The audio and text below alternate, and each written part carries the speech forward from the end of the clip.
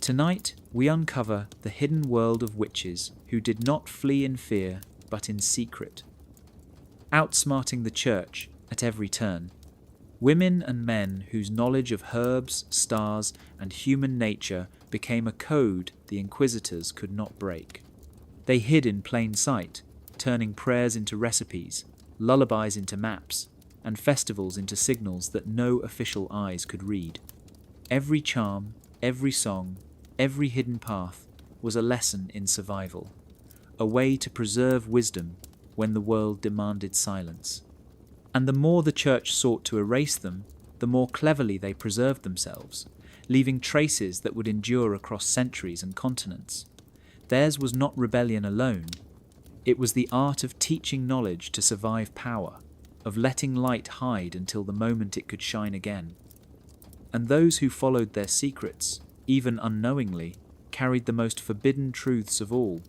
So before you sit back, take a moment to like the video and subscribe, because what you are about to see will challenge everything you thought you knew about history. There are nights when time itself seems to hesitate, when the air grows heavy and the sound of the world folds in on itself. On one such night, long ago, the church bells of St. Audran's village froze mid-ring. The great bronze tongue hung in the air, caught between 1 hour and the next, as if even God had forgotten what time it was. The villagers who stood beneath that bell tower would never forget the silence that followed. Some said it was the devil. Others whispered it was the work of those who knew how to speak to the wind.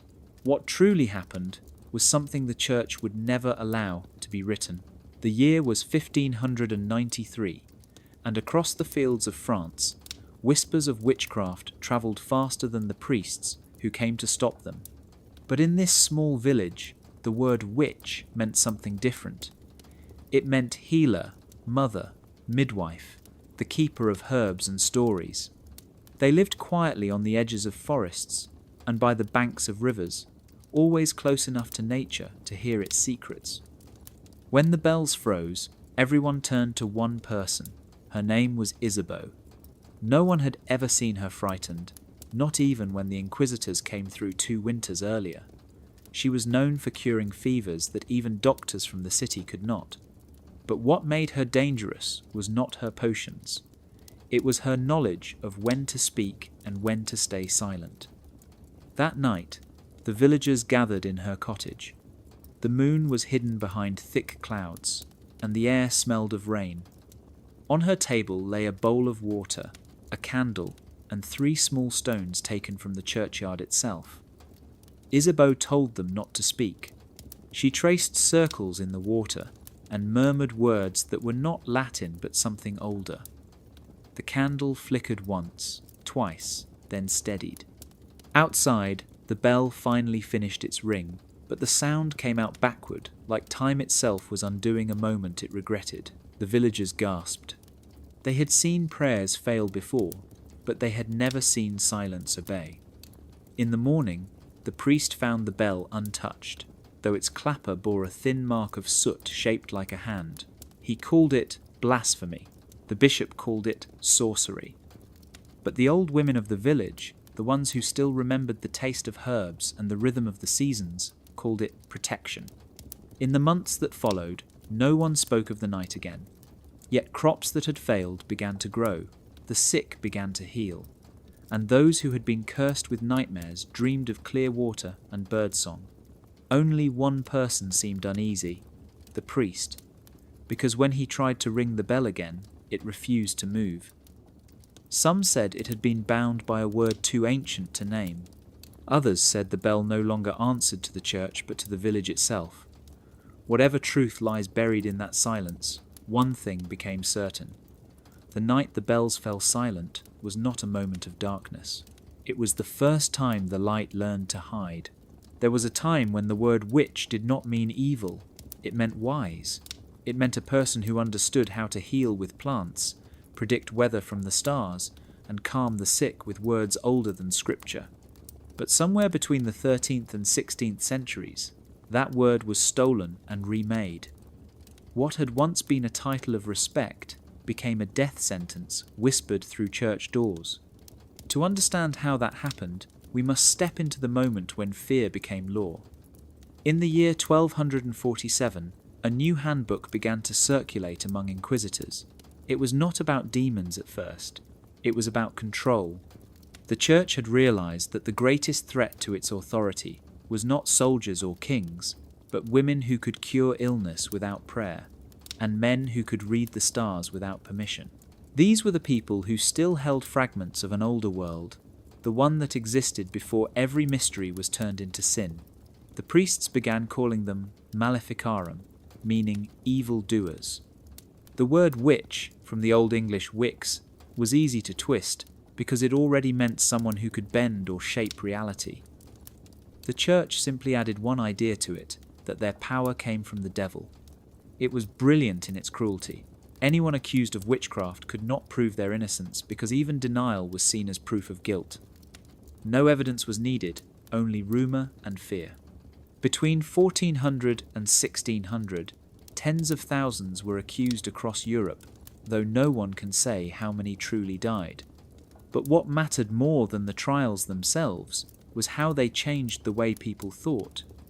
A healer became a suspect, a midwife became a servant of demons, a widow became a danger simply because she lived alone, and every act of female independence became a shadow cast by Satan. Behind the flames and the torture, there was a deeper goal: to erase a network of knowledge passed quietly through generations. Herbal remedies, lunar calendars, protective charms, methods of childbirth, even weather lore, all were labelled as witchcraft.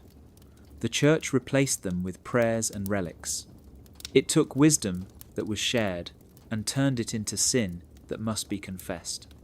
The invention of the witch was not born from superstition alone. It was designed. Every culture needs an enemy to define its righteousness. And in that age, the enemy was a woman who refused to bow. She represented a world the church could not control, where power came from nature and understanding, not hierarchy. Once branded, the word witch spread like fire across Europe, across language, across fear. By the year 1500, entire villages burned, not for what they had done, but for what they might know. And yet, even in the ashes, the truth survived. For every pyre that was lit, another healer hid her book beneath the floorboards. For every confession forced by pain, another child memorized the recipe whispered by her mother. The word witch may have been invented by those who feared knowledge, but it was carried through time by those who refused to forget it. While the flames of the witch hunts rose high into the night sky, another kind of resistance was taking place, one made not of screams or fire, but of ink and silence. Across Europe, from the monasteries of France to the market towns of Germany, people began to write differently. In the corners of prayer books, tiny drawings appeared, flowers that no priest could identify, animals that didn't belong to scripture, symbols that looked innocent until you knew how to read them. This was the hidden war of the witches, the battle fought not with magic wands or curses, but with pens and parchment. The church had ordered all books on medicine, astronomy, and pagan philosophy to be destroyed or rewritten in Latin, the language only the educated clergy could read. But knowledge, once born, does not die easily. Those who wished to preserve it simply changed the battlefield. They turned their wisdom into code. A recipe for healing a fever became a prayer to St. Bridget, but the first letter of every line spelled the real instruction. A drawing of a vine curling around a cross actually mapped the veins of a medicinal leaf. The red ink that monks used to write sacred names became a secret alphabet of potions and measurements. By the year 1500, thousands of manuscripts carried two meanings, one for the church, one for those who still remembered the old ways. And when even that became too dangerous, knowledge left the page entirely. It passed into memory, carried by stories, songs, and jewellery. A charm worn around the neck might look like a crucifix, but be carved with ancient runes beneath the surface. A child's lullaby might sound like a prayer, but hide instructions for making a healing tonic. In a world where owning a forbidden book could mean death, the safest library was the mind. Those accused of witchcraft were often illiterate by design. The church believed ignorance made people easier to control, but it also meant that truth travelled through sound, touch, and pattern instead of parchment. The women who spun thread at night whispered the names of stars as they worked, blending constellations into fabric. The men who carved wood along the edges of doorframes hid symbols that protected families from illness. These were not acts of rebellion born from hate, but from survival. The inquisitors burned the books to destroy ideas, not realizing that ideas, once whispered, could live anywhere. When a village healer was executed, her students would scatter to other towns, carrying her words like seeds in the wind. Each time one was silenced, 3 more would rise somewhere else. It was said that the real fire was not in the pyres, but in the ink that refused to fade. And so the written world became a battlefield, where every margin held a secret and every prayer might be a spell in disguise. By the time the smoke cleared, the witches had already won something far greater than a trial. They had taught the world that knowledge, once shared, can never truly burn. Long before the word witch filled the mouths of priests and judges, there were the cunning folk. They were the ones people went to when prayers failed, when crops wilted, when children fell sick, or when love turned bitter. Every village had at least one, sometimes 2 if fortune allowed, and their power did not come from darkness, but from knowing how the world truly worked. They watched the skies, tracked the seasons, and kept the old wisdom alive beneath the surface of Christian Europe. These were not rebels hiding in caves. They were neighbours, friends, and sometimes even secret advisors to priests who needed help curing an illness they could not name. The cunning man or woman never claimed to be holy, but neither did they deny the power of God. That was their cleverness. They lived between worlds, blending scripture with spells and hiding knowledge beneath the veil of faith. In the year 1480, a woman named Alice Keiteler was accused of witchcraft in Ireland. Yet the people who knew her did not call her a witch. They called her the wise woman. She sold charms against nightmares and made tonics for the sick, all while quoting verses from the Psalms.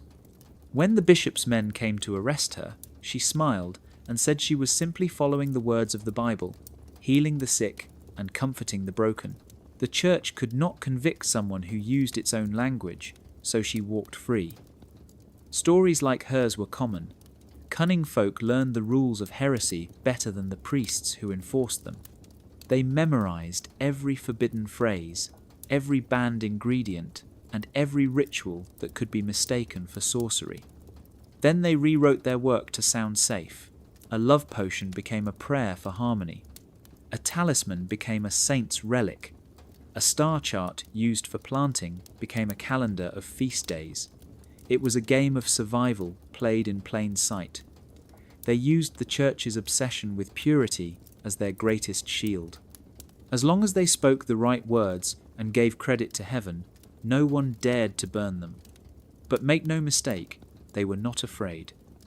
Many cunning folk mocked the priests who feared their skill. Some even healed the very inquisitors who hunted them. The church called it mercy, but the wise called it strategy. By healing their enemies, they proved their innocence while keeping their secrets intact. Even in official records, inquisitors admitted that cunning folk were impossible to destroy. They were too useful, too respected, too beloved by the people. The villagers trusted them more than the clergy, because their help was real, not promised through distant prayers. And so, while witches burned in city squares, the cunning ones continued their work, quietly shaping history from the shadows. They proved that intelligence could be its own kind of magic, and that the sharpest tool against fear was knowledge disguised as faith. In the end, the church learned a painful truth. You can silence the bold, but you cannot catch the cunning. There once existed a book that no fire could destroy, not because it was made of magic, but because it was made of memory. The herbarium that wouldn't burn began as a small, leather-bound prayer book carried by travelling healers through the countryside of France and Italy in the 15th century. On the surface, it looked holy. Its pages listed the names of saints, feast days, and short blessings. But to those who knew how to read its secret language, it was a complete guide to healing the body and the land. Each saint's day was not a prayer but a calendar. Saint Agnes marked the beginning of lavender season. Saint Luke meant it was time to collect rosemary. Saint Brigid, whose feast fell on the first day of February, was the sign to gather snowdrops and prepare for the renewal of spring. Beneath the Latin prayers, written so faintly it could only be seen in sunlight, were recipes for medicine. Some pages smelled faintly of pressed herbs. Others shimmered where oil from plants had soaked through the paper. The church never suspected it. After all, what priest would question a book that appeared to honour God? Yet those who carried it knew its power had nothing to do with sermons. It was a book of the earth, a bridge between the old world and the one that tried to erase it. The story of the herbarium spread quietly across Europe. When inquisitors searched cottages and confiscated books, they burned anything written in strange symbols or illustrated with unknown plants. But the healers were clever. They copied the herbarium in secret, each one adding local plants and new codes. Some versions were written entirely in rhyme, so they could be memorized as hymns. Others were bound with hidden pockets that contained dried seeds, ready to be planted if their owners were forced to flee. By the year 1500, copies existed in nearly every country touched by the witch hunts, from the highlands of Scotland to the valleys of Germany. The priests thought they were burning heresy, but they were burning decoys. The real knowledge had already been rewritten, disguised, and scattered. There are whispers that one copy still survives in the Vatican archives, mislabeled as a book of prayers. Historians say the ink stains on its pages match the pigments of rare plants once found in the alpine forests. Whether that is true or not, the idea of the herbarium remains a symbol of quiet rebellion. It reminds us that even in times of fear, there are those who choose creation over destruction. Each time a healer opened that book, they defied a world that said nature belonged only to God's chosen. They proved that the divine could also live in the leaves, the soil, and the hands of those who cared to learn. And though the flames of the Inquisition have long died out, the knowledge they tried to destroy still grows wild, just like the herbs that refuse to burn. Long before clocks ruled time, people looked to the sky for answers. Every farmer, sailor, and shepherd knew that the heavens were more than decoration. The stars told when to plant, when to harvest, when to rest, and when to pray. But as the church tightened its grip on knowledge, the sky became forbidden territory. Reading it without permission was considered superstition, or worse, heresy. Yet across Europe, quiet hands continued to measure the moon. They noticed how seeds sown under a waxing crescent grew stronger, how storms often followed a full moon, how animals behaved differently when certain stars rose before dawn. These observations, gathered over centuries, were written into farmers' almanacs, disguised as religious calendars. Each holy day matched a celestial rhythm. Lent began with the fading of winter's final star. The feast of St. John marked the sun's turning at midsummer. Even the harvest festivals carried echoes of older rituals where fire and stars met on the same night. The church preached that God alone controlled the seasons. But the farmers knew better. They saw patterns that no sermon could erase. The sky was their teacher, the moon was their clock, and the stars were the invisible ink of a book no one could burn. By the year 1470, manuscripts called lunaria began to appear in small villages. They contained charts of moon phases, tides, and star risings, often hidden inside prayers. One might read, "Bless this night of St. Michael," and underneath, a coded note would remind the reader, "Sow barley when the moon is young." These secret calendars became tools of quiet resistance. They allowed common people to rely on their own senses instead of the pulpit. Some priests secretly owned copies themselves, using them to decide when to bless the fields or hold processions. The church had turned time into a tool of obedience, dividing the year by saints and fasts, but the farmers had their own clock. It did not need permission to turn. When inquisitors began to suspect these books, they labelled them works of witchcraft. Trials were held where men and women were accused not for casting spells, but for predicting rain too accurately. One farmer in Spain was burned in 1512 for owning a chart of lunar phases. His crime, the record said, was presuming to know the will of heaven, yet his almanac survived, copied by others, hidden inside psalm books, and passed down through generations. The more the church condemned it, the more people looked to the stars. In the quiet hours of night, while cathedrals slept, fields shimmered with moonlight, and the same constellations the priests forbade shone freely over every village. The farmers called it God's handwriting, a language that belonged to all. The sky could not be locked in a vault or sealed by decree. It was the one book they could always read, the blackboard of creation, where truth was written every night in silver. Every cathedral in Europe is a riddle written in stone. At first glance, they seem to belong completely to the church, towers of devotion rising toward heaven. But if you look closely, beyond the stained glass and the saints carved in marble, you begin to see something else. Hidden among the angels are strange shapes, spirals, flowers, and stars that do not appear in any scripture. Faces half human, half beast peek from arches, serpents coil beneath the feet of saints. Circles intersect in perfect symmetry, forming patterns that echo the geometry of the stars. These are not mistakes, they are signatures. The Gothic cathedrals built between 1200 and 1500 were designed by master masons, craftsmen who spoke a language of symbols older than Christianity itself. Many of them were trained in guilds that traced their origins back to the builders of pagan temples. They understood sacred geometry, the belief that number and form could reveal the divine order of the universe. To them, building was not just labour, it was ritual. Every arch and angle was a prayer written in mathematics. Yet, in an age when the church watched every gesture for signs of heresy, this knowledge had to be hidden in plain sight. The masons carved what they could not speak. They placed pentagrams inside rosettes, the five-pointed star that once represented the elements of nature. They shaped columns in ratios that matched the orbit of Venus. Even the famous rose windows followed the same geometry used in ancient temples to mirror the movement of the Sunday. The priests who blessed these walls believed they were glorifying God, never realizing they were also preserving the wisdom of those once called witches. But the masons were not alone. Needleworkers who created the vast altar cloths and robes of bishops also stitched their secrets into silk. Beneath threads of gold and crimson, they hid symbols of protection, tiny knots and patterns drawn from folk magic meant to ward off evil.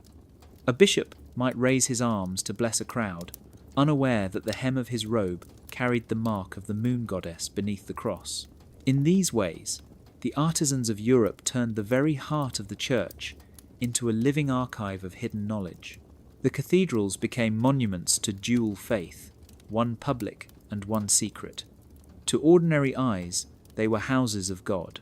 To those who knew, they were maps, each angle and carving pointing toward truths the church tried to erase.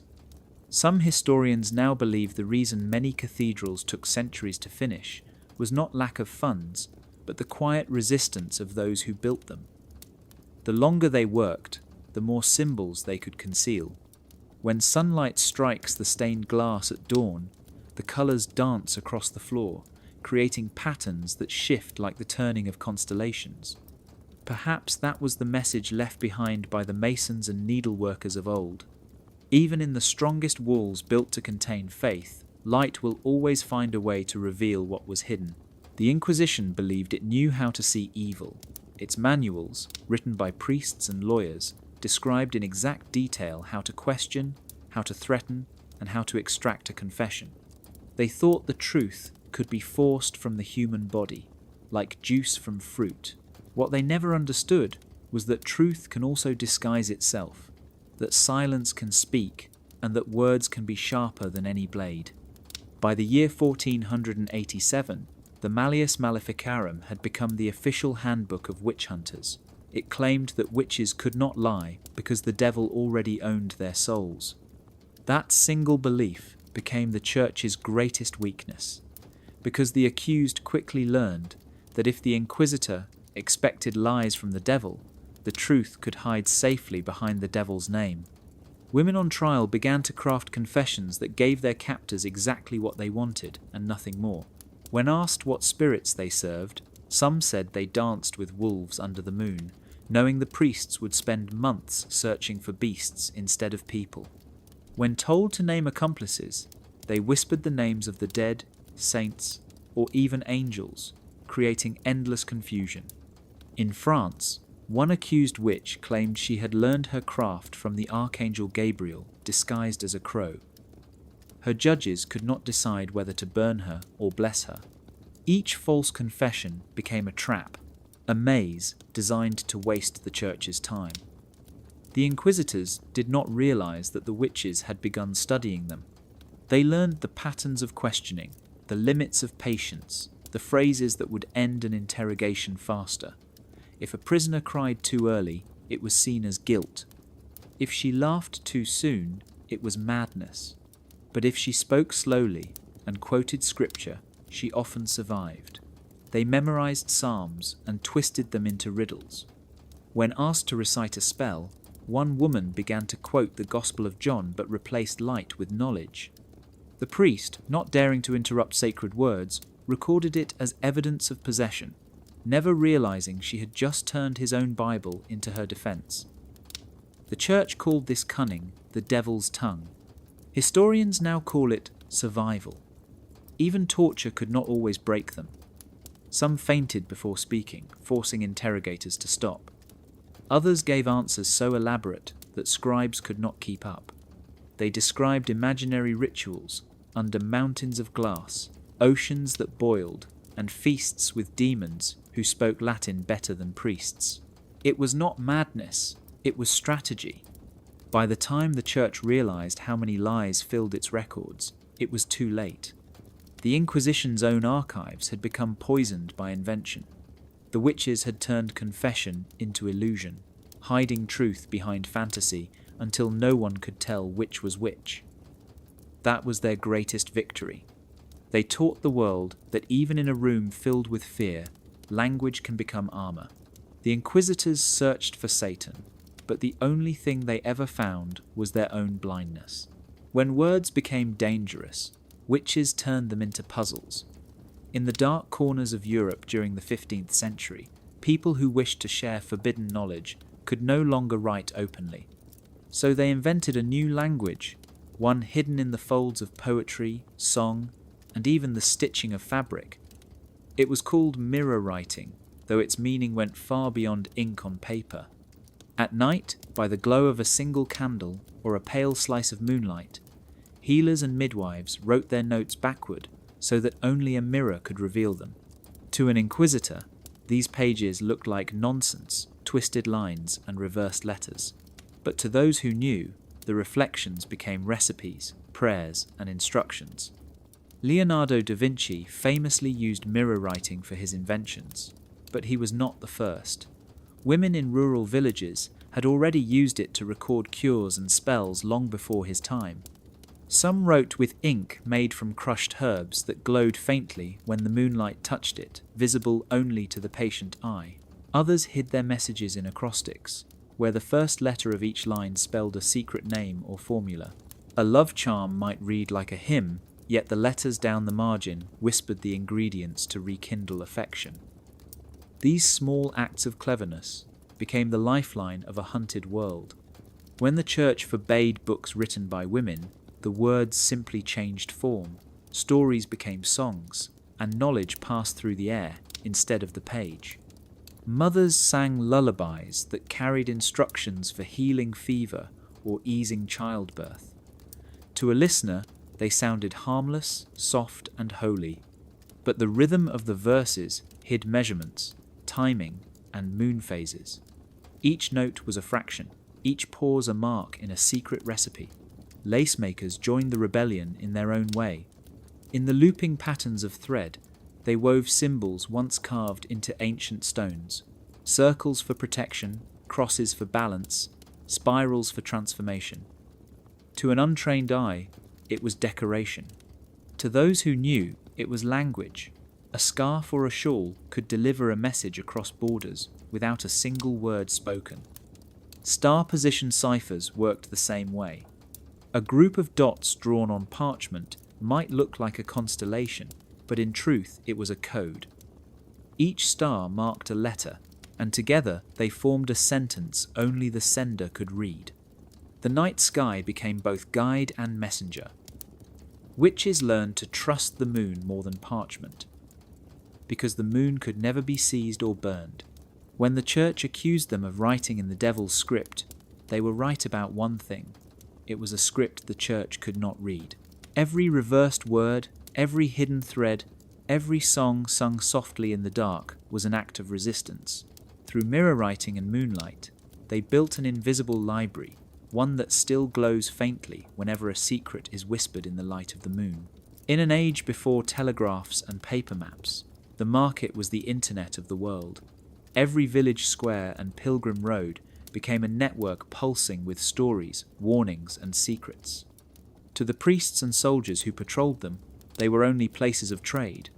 But to the cunning folk, the healers, and the wanderers who carried forbidden wisdom, they were a living code. The market was more than a place to sell goods. It was a web of survival. At dawn, when merchants spread their stalls, quiet exchanges began. A woman selling dried lavender might slip a pouch tied with red thread into a basket, a silent sign meaning the road ahead was safe. A different colour meant danger. Sometimes a coin would change hands with a shallow scratch along its edge, marking which town had just been raided by the church. No one spoke of these things out loud, because words could betray, but colour, texture, and rhythm could not. The markets of England, France, and the German states in the 15th century were filled with these invisible signals. Even the arrangement of fruit or flowers could carry meaning. 3 apples in a row might warn that inquisitors were nearby.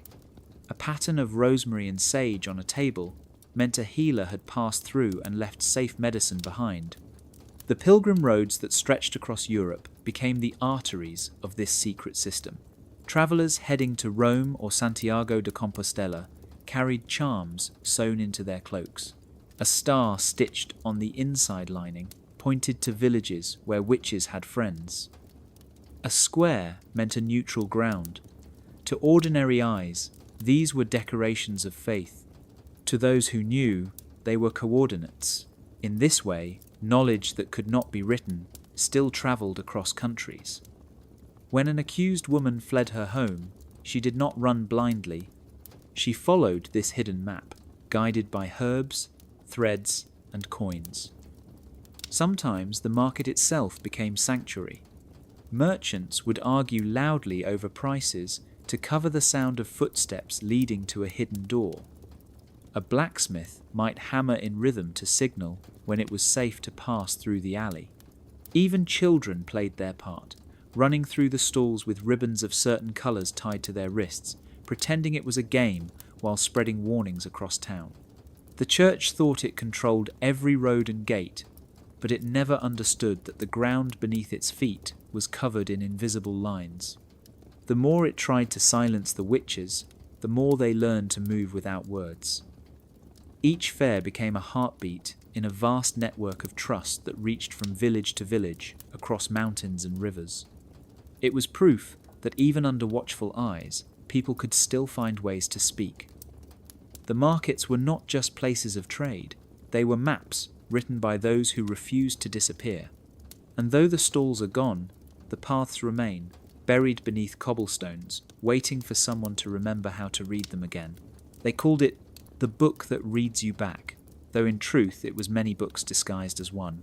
To anyone who opened its pages in daylight, it appeared harmless, nothing more than a small collection of prayers and psalms. But when night fell and moonlight brushed the parchment, the ink came alive. Hidden letters glowed faintly silver, forming words no priest could ever approve. These grimoires were said to be written by healers and wanderers during the late 1500s, when the church had outlawed nearly every book on herbs and alchemy. The secret was in the ink. It was made from a mixture of milk, lemon juice, and crushed herbs that only revealed its colour when warmed by a candle flame or touched by moonlight. The pages were alive, shifting between two worlds. By day they preached faith, by night they whispered medicine. Some pages began with psalms that ended in coded recipes. "Blessed be the oil of St. Luke," one verse read, but the letters of Luke shimmered at night to reveal laurel, the herb of healing. Others contained drawings of saints whose halos hid diagrams of plants or the veins of leaves. It was said that a single copy of such a book could heal a village if read correctly. The church hunted them endlessly. Priests believed these texts contained the devil's handwriting, but those who truly understood them said the books held no evil at all, only knowledge written in a language the fearful refused to see. The stories tell of one woman in Florence who carried her grimoire sewn inside a Bible. Each night she would place it on her window ledge to let the moonlight wake its ink, reading aloud the words that shimmered like water. Her neighbours thought she was praying. In truth, she was teaching her daughter the properties of plants and the names of stars. Others hid their books under altars, knowing the church would never suspect holiness to conceal heresy. The strangest part about these grimoires was how they seemed to know their reader. Some said the words changed depending on who touched them, that the book revealed only what the seeker was ready to learn. A farmer saw notes on soil and weather, a healer saw recipes, and a scholar saw warnings. Whether that was true or myth, no one could ever copy one perfectly. Each book was unique, as if the ink itself refused to repeat. When inquisitors tried to burn them, the parchment darkened, but the writing vanished before the flames reached it. Days later, the same words would reappear on a different page, as if mocking the fire. They were not just books of spells. They were symbols of resistance, a reminder that knowledge cannot be owned, only shared. And perhaps that is why they called it the book that reads you back, because those who opened it with fear saw danger, but those who opened it with curiosity saw life. In the dim light of old churches, where candles flicker against stone, there are faces carved in wood and painted on glass that hide a secret older than Christianity itself. Saints who kneel in prayer, saints who cradle infants, saints who stand above serpents and beasts. Yet, if you look closely beneath the robes and halos, you will see something more. The tilt of a head, the open palms, the crescent at a saint's feet. These were not Christian inventions. They were echoes of goddesses, mothers of the earth, carried into a new religion by those who refused to let the old ways die. This blending of faiths is called syncretism, but to the people who lived it, it was survival. When the church spread through Europe between the 4th and 10th centuries, it needed to replace the gods of the old world with something familiar. So it borrowed their faces. The goddess Brigid of the Celts became Saint Brigid of Kildare. The Egyptian Isis, who once held her child Horus, became the Virgin Mary holding Christ.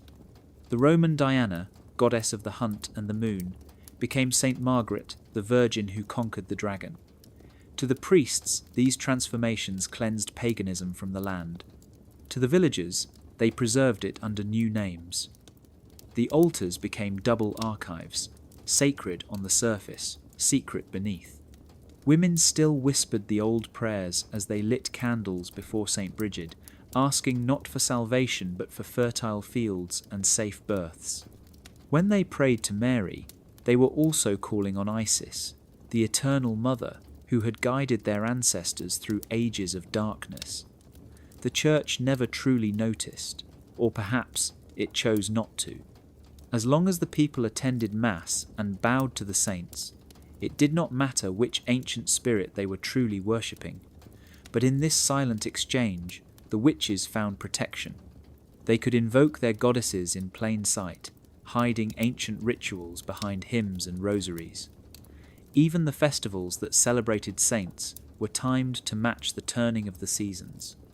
The Feast of St. John, held at midsummer, matched the pagan solstice fires. The Day of St. Brigid fell at the same moment as Imbolc, the ancient festival of renewal. These overlaps were not accidents, they were maps left by those who remembered. Every church became a puzzle, every statue a key. The witches and healers who survived the persecutions knew these symbols by heart. They saw what others did not. The twin meanings carved into every stone, the goddess hiding behind every saint. And so, even as the church tried to erase the old world, it unknowingly preserved it. The faces of the goddesses endured beneath coats of paint and gilded halos. They watched quietly from the walls, waiting for a time when their names could be spoken again. The saints had two faces, but only one truth. Faith cannot be erased, only transformed. There were rules to surviving a witch trial, though none were ever written. They passed instead through whispers in the dark, through hurried advice exchanged between prison walls and the corners of market squares. A woman accused of witchcraft in the year 1500 did not face a fair court. The judges already believed her guilty, the witnesses were her neighbours, and the priests thought confession was proof of sin. Yet some lived. They survived not by magic, but by understanding how to turn the system against itself.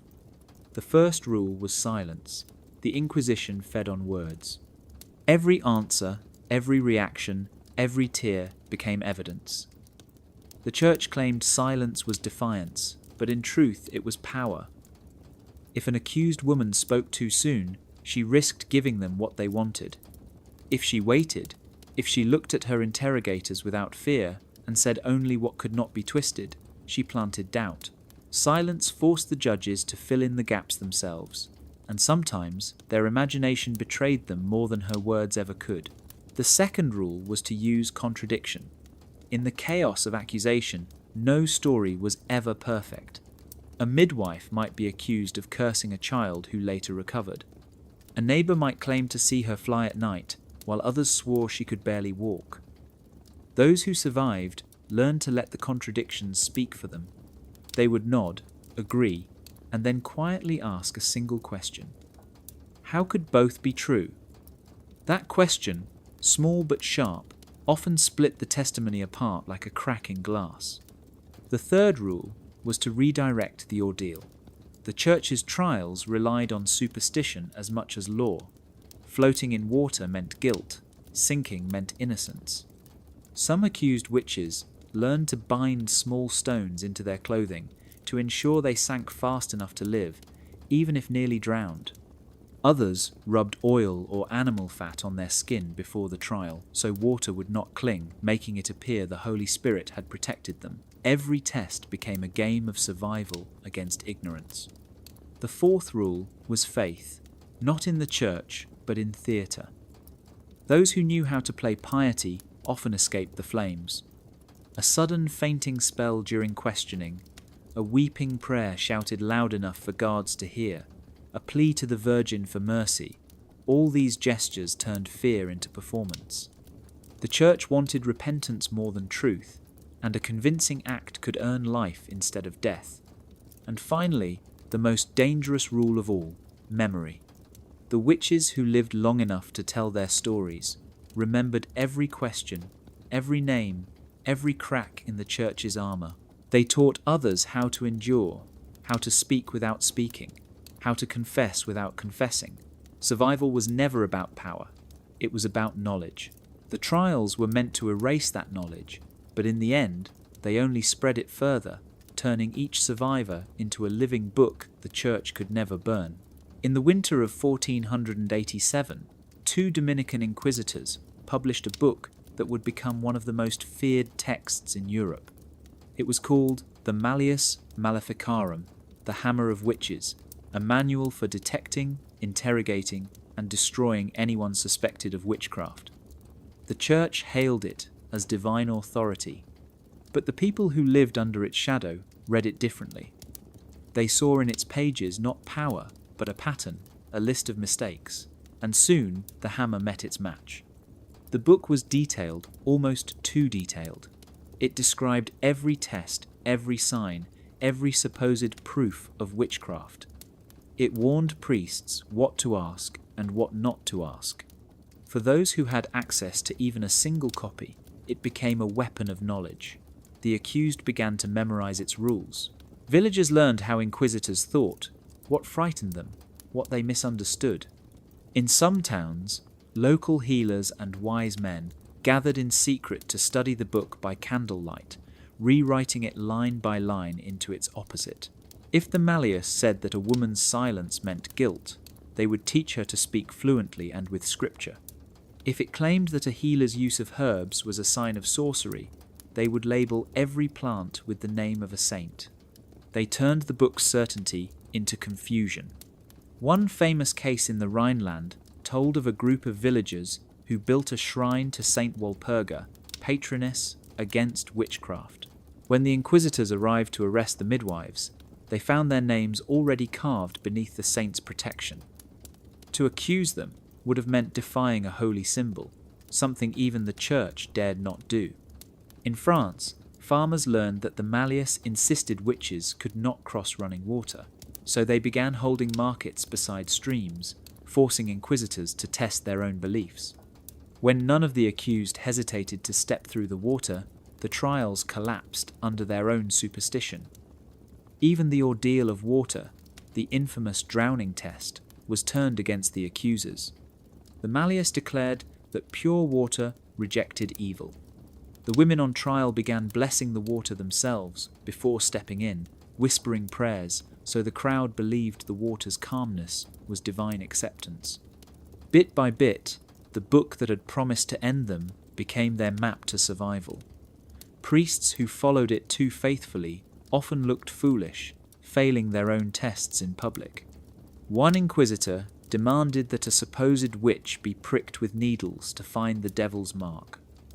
She calmly handed him his own rosary, saying the beads themselves were marks enough for any man who believed. The crowd laughed, and the trial ended before it began.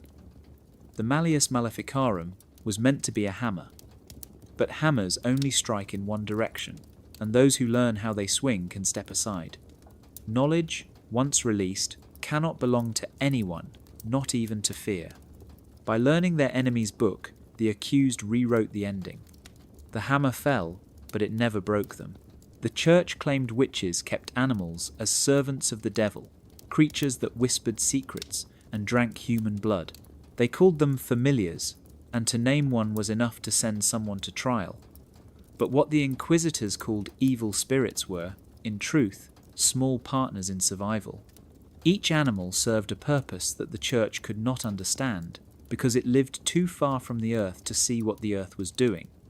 Cats, for instance, were more than companions. They were medicine in motion. In villages where grain was stored in damp cellars, cats kept rats away, protecting people from the plague long before anyone knew what a plague was. Their silent eyes in the dark were mistaken for witch fire. When they purred beside the sick, the vibration soothed fevered hearts. Yet, in the eyes of the priests, that comfort became a curse. So the women said nothing. They let the myth of the familiar grow because it was safer than explaining the truth. Toads were another story. Villagers believed they held both poison and its cure, and they were right. A toad's skin secreted a substance that, in small doses, could numb pain. Healers learned to draw it out carefully, mixing it into salves to ease infections or treat wounds. But once the Church saw toads hanging in jars beside herbs, it branded them signs of the devil. The women adapted again. They began keeping them under leaves near wells, pretending they were omens of rain. The superstition became camouflage, hiding field medicine in plain sight. Bees were sacred in their own way. their honey-sealed wounds, their wax-lit altars, and their dance across fields told farmers when the flowers were ready for harvest. Every buzzing hive was a small library of the seasons, but to the church, bees were symbols of disorder, a wild swarm without hierarchy. Some monks secretly kept them anyway, learning from the same women they accused. They wrote hymns about bees serving God's purpose, never realizing that the healers had used those hymns to protect themselves from suspicion. Birds carried messages too, though not always in letters. Certain women trained doves to fly between villages, their feet tied with ribbons dipped in coloured dye. The colour told whether a healer had been taken or if it was safe to meet. Sparrows and crows were used to track weather, their patterns marking the shift of the wind long before storms arrived. Every creature the church feared was part of a living code, a way of reading the land when books were forbidden. Even the names of these animals changed depending on who spoke them. To a priest, a black cat was a demon. To a midwife, it was a guardian. To a child, it was simply home. The witches never needed to invent magic. They only needed to notice what nature already offered. The true familiars were not servants of darkness, but carriers of knowledge, reminders that the world itself was alive, teaching those who listened how to heal, how to hide, and how to survive. In the streets of medieval Europe, there were days when masks ruled the world. The Feast of Disguises came each year before Lent, a time when villagers could walk among one another, wearing the faces of animals, saints, and spirits. At first, the church saw it as harmless revelry, a celebration before the solemn season. But to those who understood, it was far more than entertainment. It was a chance to practice rituals openly under the veil of festivity.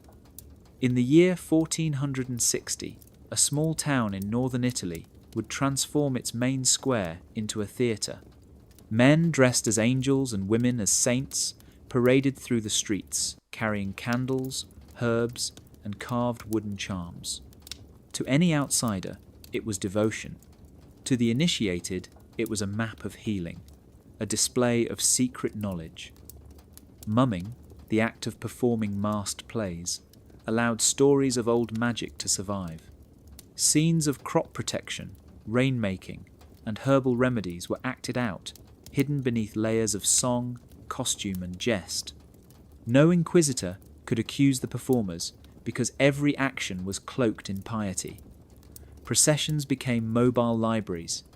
Children carried small baskets of seeds disguised as offerings to the church, while older women subtly taught the planting schedule for the coming year.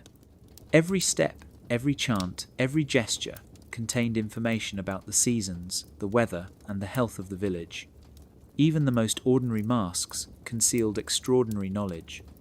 A mask painted with a lion's face signaled a meeting of healers that night. A mask with a crescent moon meant the moon phase should be observed for planting. The public could watch, clap, and pray, while the initiated read the code like a book in motion. Carnival was another tool. The chaos of laughter, music, and dancing masked gatherings that would otherwise be impossible. Women could distribute herbs, men could share star charts, and no one would think to question them. The masks did not hide fear, they hid truth. By the 15th century, these festivals had become essential for survival. They allowed knowledge that could not exist on paper or in spoken word to circulate freely. Every village adapted its own symbols, so that even if one town was watched closely, another could continue the work unnoticed. And when the church attempted to forbid certain gatherings, the people simply shifted the date or changed the theme. The ritual persisted because the masks made it invisible. What was once a display of joy had become a shield, a way to move knowledge in plain sight without anyone realizing it. The Feast of Disguises proved that cleverness could outwit authority. It taught that when the truth cannot speak openly, it can still walk among the people, hidden behind laughter, song, and paint. The masks fell at night. but the lessons they carried lasted far longer than the festival itself. When Johannes Gutenberg introduced the printing press around 1440, Europe thought it had discovered a new miracle. Books could be reproduced faster than ever, spreading knowledge across towns and kingdoms. But with speed came danger. The church watched every press as closely as a hawk watches its prey. Anything that might teach forbidden knowledge was subject to censorship, burnings, and fines. The witches and healers, who survived centuries of silence, were not about to let their wisdom be trapped again. They became masters of printing the unprintable. Chapbooks, small booklets that seemed harmless, carried coded recipes for herbs, star charts, and cures. On the cover, they bore the name of a saint or a famous priest, a false colophon claiming the text was holy. Only those who knew the secret could read between the lines. Herbaria were hidden inside psalters, the books of prayers. Open the page, recite a psalm, and the ink revealed something entirely different. Small printing presses were rented under the guise of producing religious material. The text ran straight, obedient, appearing orthodox, but the margins contained instructions only visible under a certain light or written in an old tongue no one dared to ask about. Translators were given false names or listed as dead to prevent tracing the knowledge back to its source. Some publishers moved from town to town, leaving behind copies in taverns, inns, and even market stalls, so that by the time inquisitors traced one, 10 more had already circulated. The danger did not stop the effort. A single pamphlet might contain 5 recipes for healing, but the priests would read only prayers. The readers who knew the code could create medicines, brew potions, and even track lunar cycles without ever exposing themselves. Books became living tools again, carrying knowledge in disguise across Europe. In Venice in the year 1506, a small press was discovered producing chapbooks that looked like children's stories. One tale described a princess trapped in a tower, but the names of the flowers she used to escape the castle corresponded exactly to herbs that healed fever, coughs, and stomach ailments. The church tried to destroy them, but the press had already moved hundreds of miles east, the text copied by hand in the meantime. Printing the unprintable was an act of rebellion and survival. Knowledge could no longer be chained to parchment or memory alone. It had to travel, hide, and evolve. Each book carried a secret network of healers, midwives, and cunning folk across villages, forests, and rivers. By the 16th century, the church realized that controlling paper alone could never erase centuries of wisdom. The information had learned to print itself in code, in song, in story, and in memory. And though the presses were small and fragile, the books they produced became unstoppable, proof that knowledge, when it truly matters, always finds a way to survive. Long before meteorologists, before barometers and thermometers, there were people who understood the language of the sky.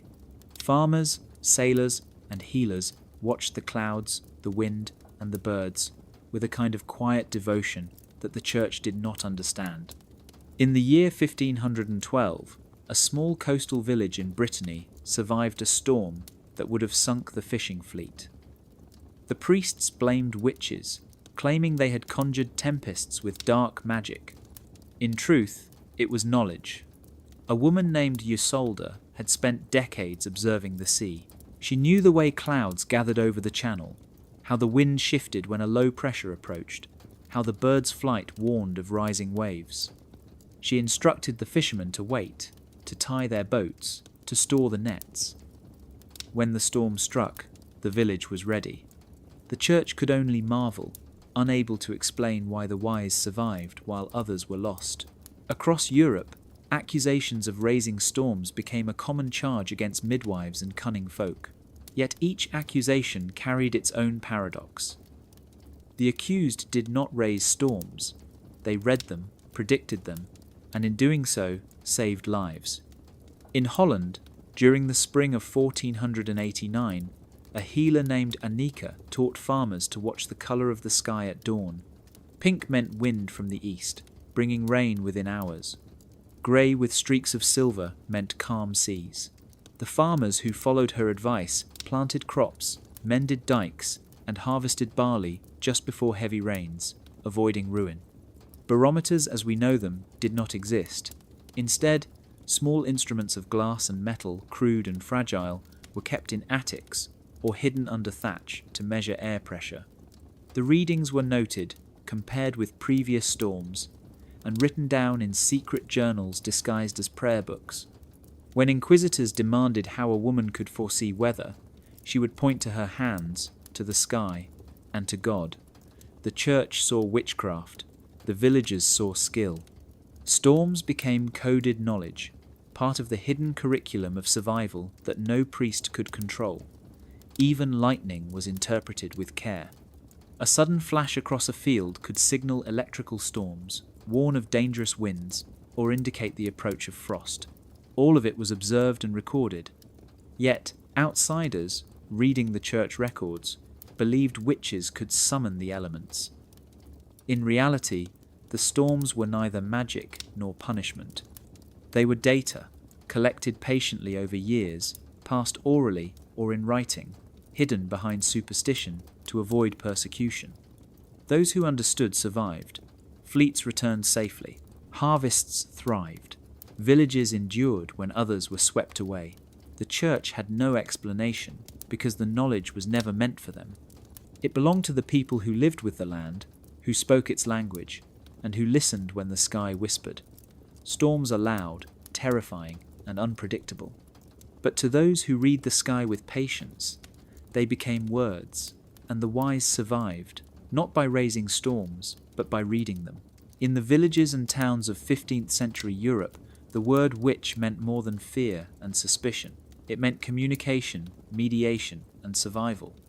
Long before diplomats travelled with seals and letters, healers and cunning folk acted as intermediaries between lords and peasants, nobles and clergy, those in power and those left powerless. In the year 1479, a small town in the Loire Valley faced famine. The lord demanded taxes in grain that the peasants did not have, and whispers of rebellion spread like wildfire. A healer named Marguerite stepped between them, carrying nothing but a basket of herbs, a small vial of salt, and a folded charm. To the lord, she presented it as protection for his household.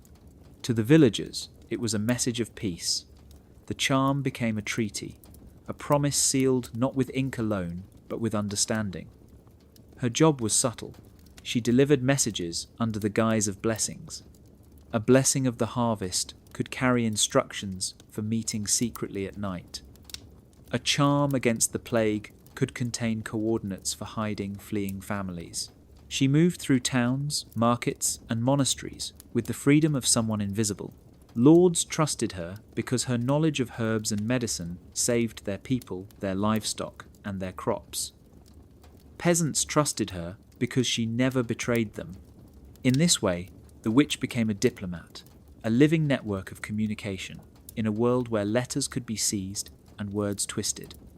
By the early 16th century, these networks were sophisticated. One healer in northern Italy carried wax seals that looked ordinary but held tiny encoded messages in the pattern of threads. Another used salt, sprinkled in a specific arrangement along doorways to indicate safe passage or hidden danger. Every action had meaning, visible to those trained to see it, invisible to everyone else. Even when political tensions rose, these women and men maintained peace. In one famous case, the inhabitants of a French village were protected from a marauding band of soldiers because a healer had delivered a message of truce disguised as a talisman, instructing both sides on meeting times and boundaries. When the church accused such healers of witchcraft, it misunderstood their power. They were not controlling the world with spells. They were mastering the subtle art of human networks, using knowledge, trust, and observation to safeguard life. Over time, these witches created maps of loyalty, alliances, and safe houses that crossed hundreds of miles. What looked like ritual or superstition to outsiders was in truth a method of diplomacy, communication, and survival. By weaving the worlds of the powerful and the vulnerable together, they held a fragile peace that no official authority could fully enforce. Charms became treaties, herbs became letters, and the witches of Europe became the unseen negotiators of history, shaping the course of communities with nothing more than wisdom, patience, and courage. When people fled persecution in Europe, they did not leave knowledge behind. They carried it in their hands, in their songs, and in the seeds tucked into their pockets. By the year 1520, entire villages had emptied, families scattering to ports, frontiers, and distant lands across the Atlantic.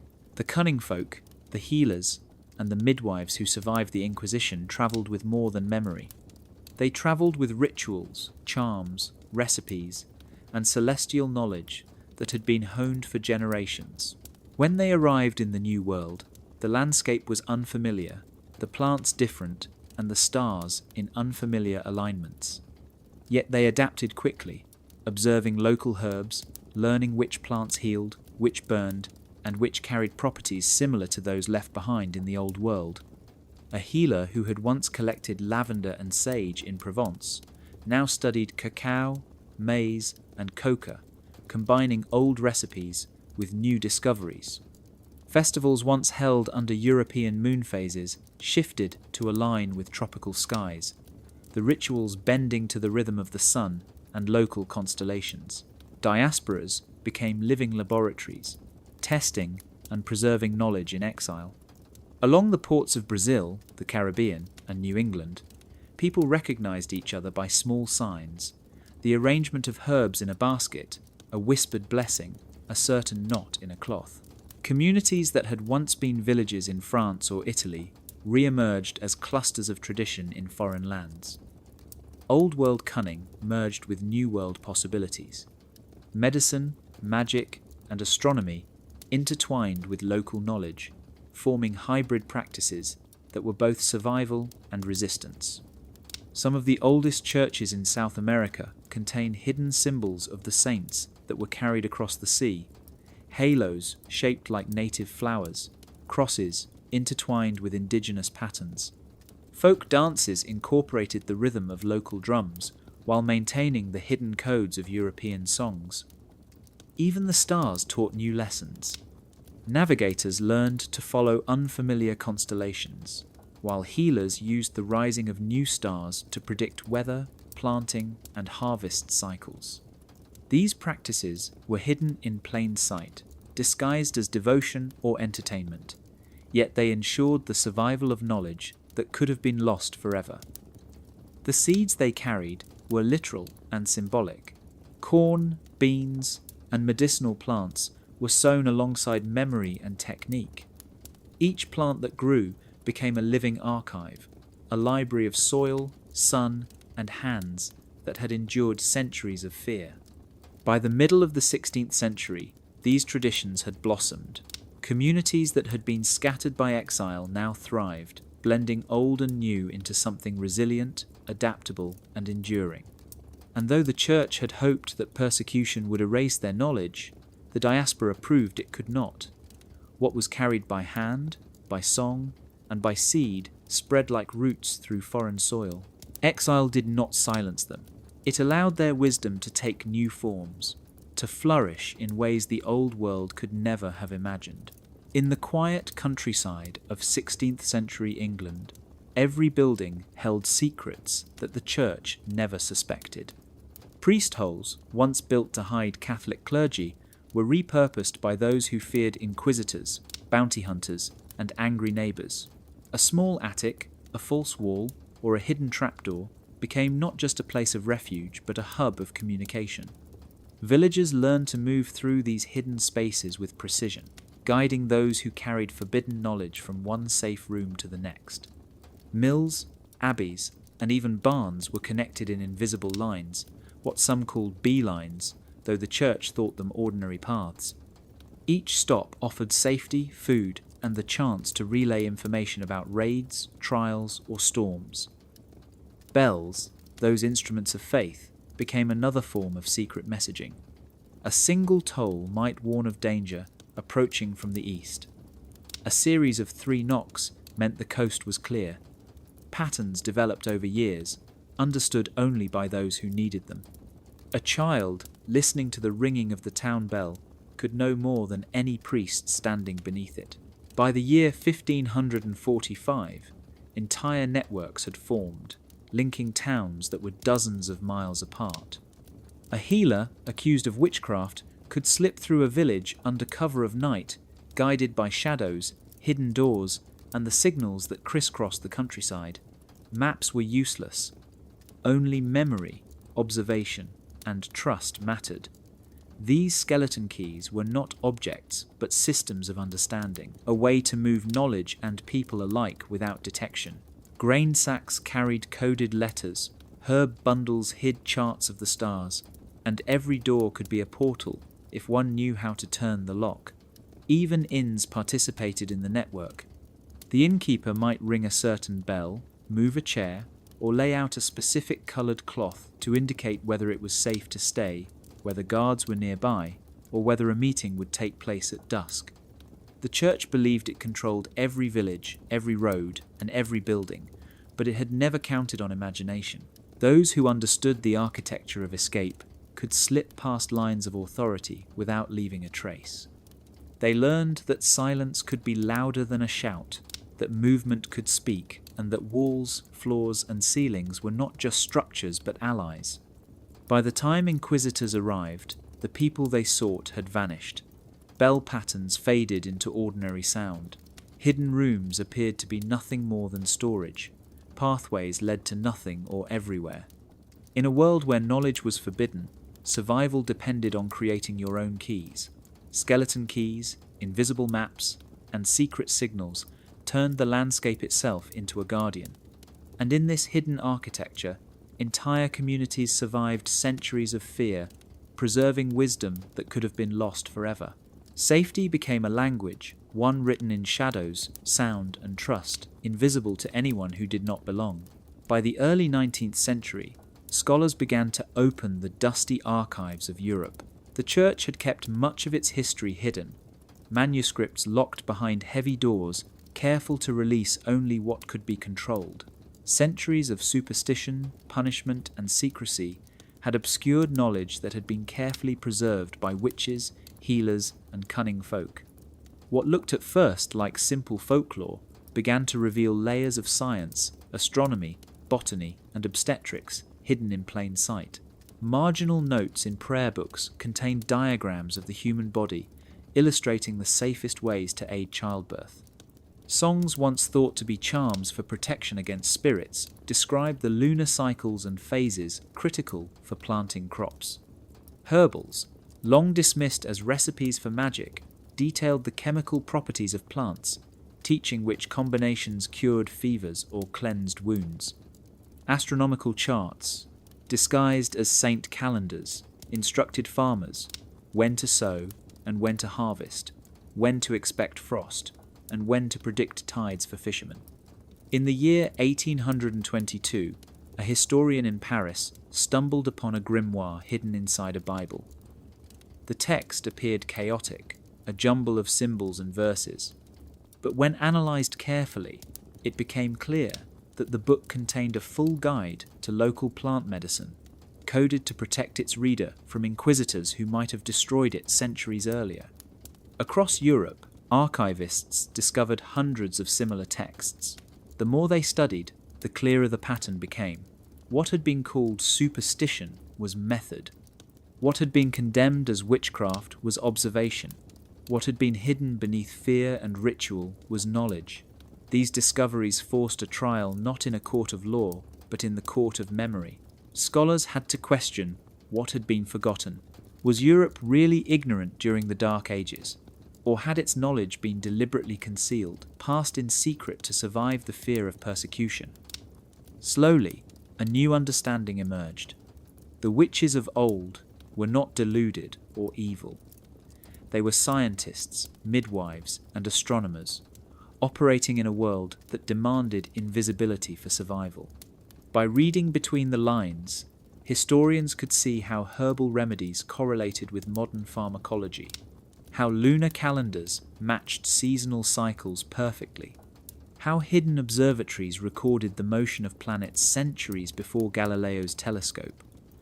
Archives once locked to protect the Church's authority were now exposing centuries of hidden wisdom. Each manuscript, each song, and each stitched symbol was evidence of human ingenuity, refusing to be erased. The trial of memory revealed that knowledge had always persisted, even under the shadow of fear. What had survived was not superstition but resilience, intelligence, and adaptation. And as these secrets emerged, the world began to see that the past had been far richer, far more sophisticated, and far more clever than anyone had imagined. Those who had been called witches had left a legacy, invisible for generations, waiting for the light to uncover it again. For centuries, the witches of Europe moved quietly through a world that feared them. They were not simply women or men accused of sin. They were editors of survival, curators of knowledge, and architects of secrecy. Each charm, each song, each hidden page carried lessons about life, medicine, astronomy, and human resilience. They understood something the Church did not. Knowledge could be more powerful than armies, and invisible truth could outlast the most brutal persecution. By the year 1492, across villages, forests, and ports, these hidden networks had created an infrastructure of learning that required no books, no classrooms, and no permission. Herbs were coded into prayers, lullabies carried mathematics and astronomy, and masks at festivals carried messages about planting, harvest, and safety. Each act, ordinary in appearance, was a spell in disguise. The light of knowledge, once thought to be extinguished, had learned to hide. It did not vanish. It retreated into shadows, into secret spaces, into the minds of those clever enough to remember. The Church could burn manuscripts, imprison healers, and silence voices, but it could not erase memory, intuition, or observation. Each survivor became a living library. By the 16th century, this hidden knowledge had crossed seas. Diasporas carried rites, songs, and herbs to new continents. European cunning merged with the wisdom of the Americas, Africa, and Asia. Knowledge transformed, adapting to climate, soil, stars, and new societies. Each new generation learned the secret. What cannot be shown openly must be coded, hidden, or disguised, but never lost.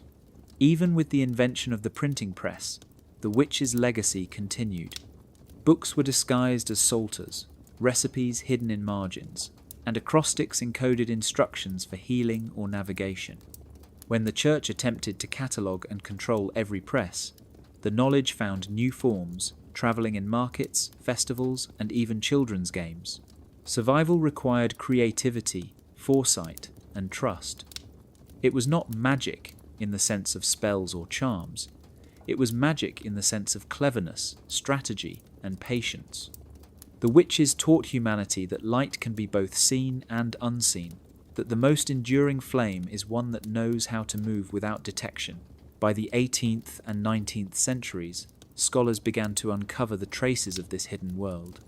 Manuscripts once dismissed as superstition revealed scientific method, botanical understanding, and astronomical observation centuries before the Church would allow such study. It became clear that the witches had preserved civilization itself in miniature, encoded in song, dance, plant, and observation. Their greatest achievement was not in casting spells, but in teaching knowledge how to survive power. They ensured that no authority, no matter how absolute, could fully erase what the human mind had learned. And so the light that once seemed snuffed out did not die. It waited, hidden, patient, enduring. Every herb tucked into a bag, every lullaby sung at night, every charm stitched into cloth became a lesson in resilience. The witches were editors of survival, and the legacy they left teaches us a truth too often forgotten. Knowledge survives when it learns to hide, and wisdom endures when it outlives those who would destroy it.